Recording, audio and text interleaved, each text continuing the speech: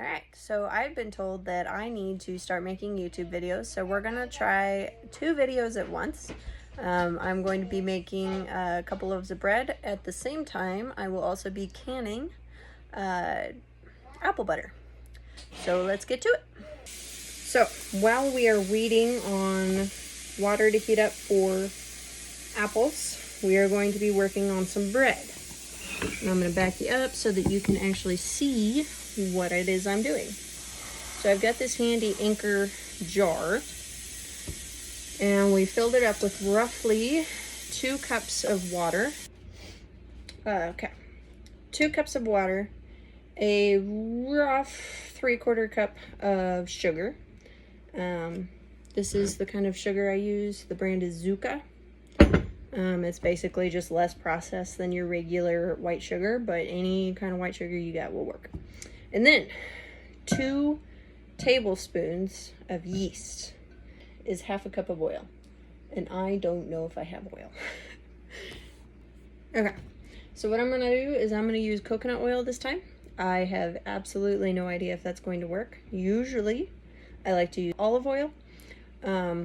Vegetable oil also works. I think canola oil would work.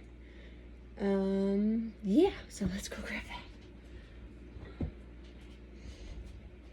Here's our coconut oil. Now, I've been baking a long time, so I can usually guess right on.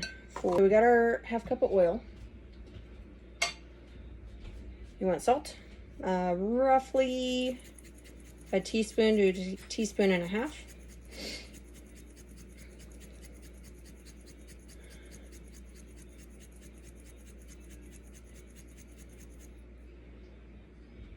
Roughly that much.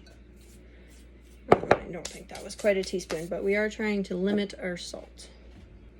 The most important thing when starting bread, buns, or any bakery item is making sure that you have enough flour. For your altitude and your humidity and house temperature, all those things, you got to factor in those things when making your bread. So what you need to do is make sure that you're watching the dough. Don't just take my measurements as gospel truth, please, or you will mess it up.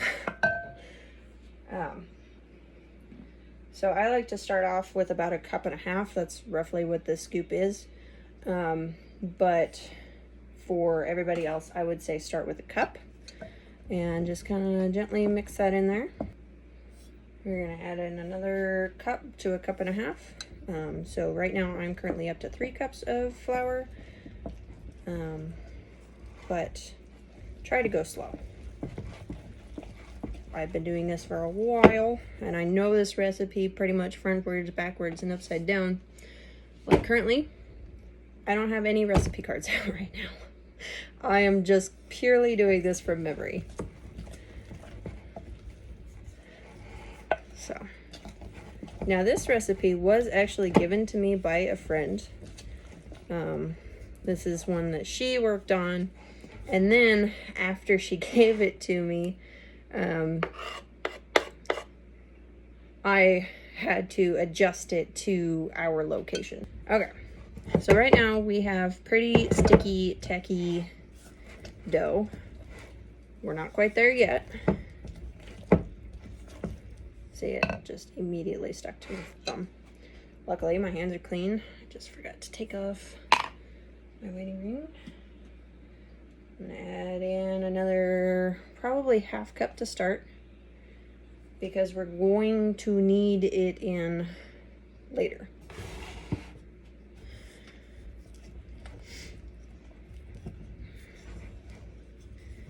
I should also mention that I'm going to be making bread, loaf bread, but if you're using this for buns, shout out to Einstein.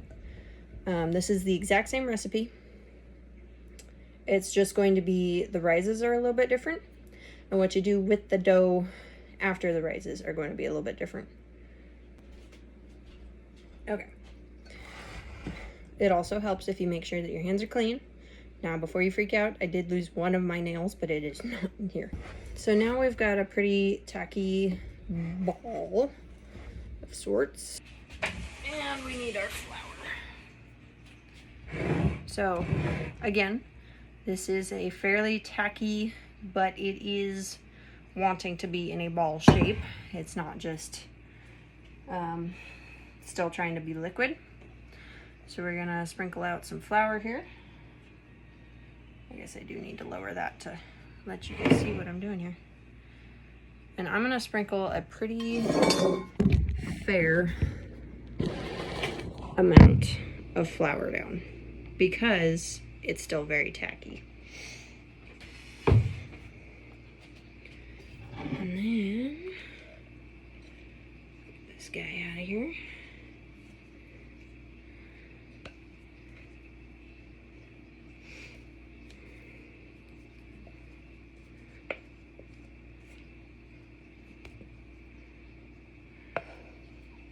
So I know I didn't mention this before, but hopefully you're going to watch this before actually attempting it. Letting your yeast bubble and rise until it is super crazy thick is likely going to lead to super fluffy bread. Over flouring your bread will lead to super dense bread. So try not to do that too much. Okay, and there we go. And we're gonna sprinkle some flour on top. Again, because this dough is tacky as well. Hopefully this angles it. All right. We're just kind of gonna start to fold and smoosh.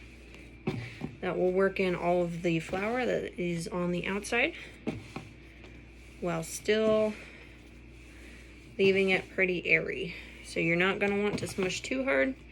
You're just kind of wanting to push so it flattens out just a little bit. And like I said, read your dough. So if you still have super tacky, watery dough after 3 to 4 cups of flour, add more flour. Don't be afraid to add more flour.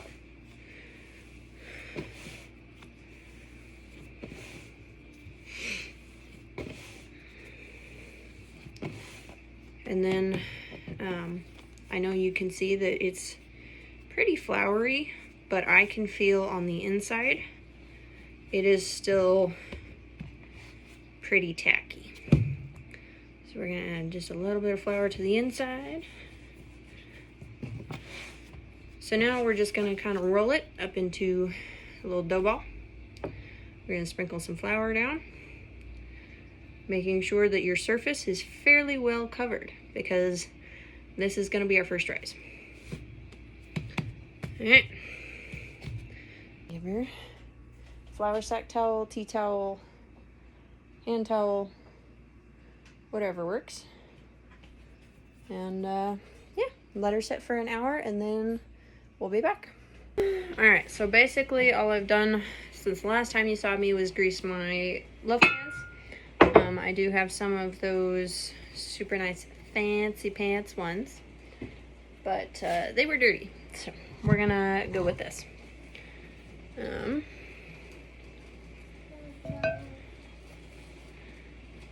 So we're just gonna we're gonna either, for bread, we're gonna split it into 2 loaves. For buns, what you're gonna do is you're gonna pinch off something about like this, and then you're just gonna roll it over itself. Now this depends on how many buns you want and how big you want your buns. This is going to be a very small bun. This would be more like a dinner roll, or if you want something more, yep, there's our timer. So I gotta go pull jars out. So if you want more dinner roll sized, you would start off like this. But like I said, we're just gonna do bread, so we're gonna work that back in. So then we're just gonna make it roughly loaf shaped. Don't worry about what the bottom looks like. Nobody sees the bottom anyway. Nobody cares. And then we're gonna set her in our greased loaf pans. And then we're going to let them rise for another half an hour. So don't worry about starting up your oven just yet unless it takes you a half an hour to warm up your oven. For buns, I like to roll them out, put them on a cookie sheet, and then they usually bake for about 15 minutes or so. A loaf of bread is going to run you about 20-25 minutes. I believe the internal temperature is about 165. Don't worry, I did just take those jars out, so they're not still boiling. Another thing I wanted to mention was this is the leftovers of our apple butter. It didn't quite fill a jar, so I didn't want to go ahead and process it because I would rather eat this than open another jar right now. So we're going to have fresh apple butter with some fresh bread for supper tonight. And if I remember right, Mr. Yukon is getting a pig shoulder on the smoker. So I got my oven heated up to 350, and we're gonna go ahead and pop them in for, we'll start at about 25 minutes and then start checking temps, and we'll see how far it goes from there. Okay, it's been about half an hour. I believe our bread is done. I forgot to tell you that my thermometer was broke, so I cannot actually check the temperature. However, that is about as golden brown as that's gonna get before it burns. So,